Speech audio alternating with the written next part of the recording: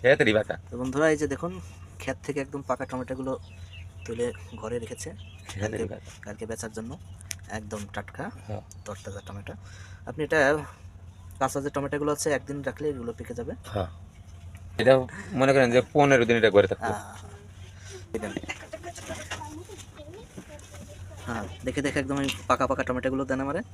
এইটি যে খাইতে একটা স্বাদ হ্যাঁ দেবো। হ্যাঁ দেন, সমস্যা নেই দেন। এই যে 1 কেজি মতন।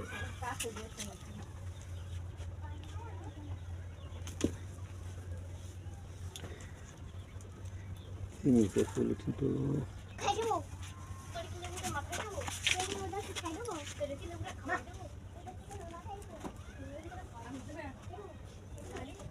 হ্যাঁ ওইদিকে তো দেন, ওইগুলো পাকা আছে বেশি বেশি। এই যে মনে হয় যে, একদম আপেল আপেল সাইজ টমেটো।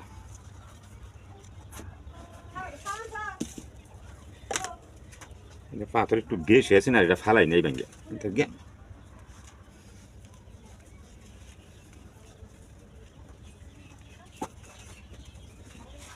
তো বন্ধুরা এই যে নিয়ে নিলাম একদম পাকা পাকা 2 কেজি টমেটো।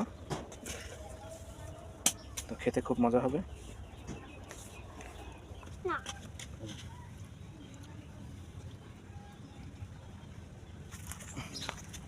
তো দেখেন বন্ধুরা চারিদিকেই সবুজে ঘেরা, দেখুন ধান বুনানো হয়েছে। আপনার যতদূর চোখ যাবে ততদূর শুধু ধানই বুনানো আছে। দেখেন কত সুন্দর দৃশ্য। ধানের ক্ষেতের দৃশ্যটা আরও সুন্দর দেখাচ্ছে এবং চারপাশে ইটের ভাটা খুব সুন্দর। দেখুন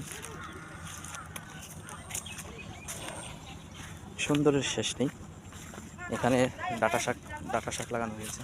দেখুন অনেক বড় জায়গা নিয়ে ডাঁটা শাক বুনিয়েছে, খুব সুন্দর দেখতে, খুবই ভালো লাগে, মন জুড়িয়ে যায়, চোখও জুড়িয়ে যায়, অনেক সুন্দর। তো বন্ধুরা তো আজকের মতো এই পর্যন্তই। ভালো থাকবেন এবং পরিবারের সবাইকে নিয়ে হাসি খুশি থাকবেন, সুস্থ থাকবেন।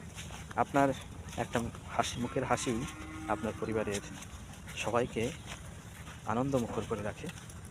ভালো থাকবেন সবাই, হাসি খুশি থাকবেন। আল্লাহ হাফেজ।